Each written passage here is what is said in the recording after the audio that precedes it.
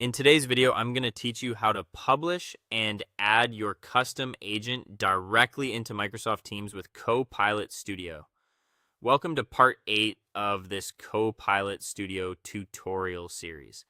In this lesson, we're focusing on the final stage of getting your custom agent into a place where people can actually use it day to day, Microsoft Teams.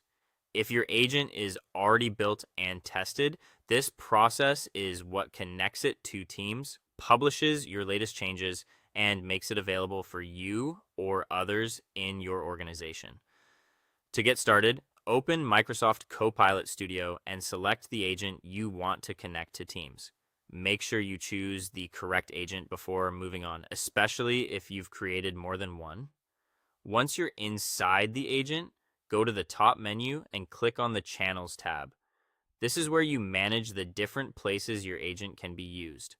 From the available channel options, select Microsoft Teams. Now click the blue Turn on Teams button. This enables the Teams channel for your agent and allows it to be used inside the Teams environment. If this is your first time doing this, give it a moment to finish loading and applying the setting. After that, select the Publish tab from the left side menu and click the Publish button. This step is important because it makes sure your latest agent updates are live. If you've made changes to topics, instructions, behavior, or responses, publishing ensures that the version going into Teams includes those updates. Next, go back to the Teams channel settings page and click Edit Details. Here, you can customize how your agent appears in Teams by updating the name, icon, and short description. This is worth spending a moment on because these details help users understand what the agent is for before they open it.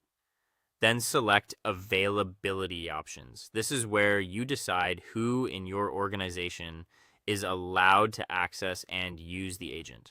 Depending on your setup, you may want to keep access limited at first, especially if you're still reviewing how the agent performs with real users. From there, choose Show to My Teammates if you want to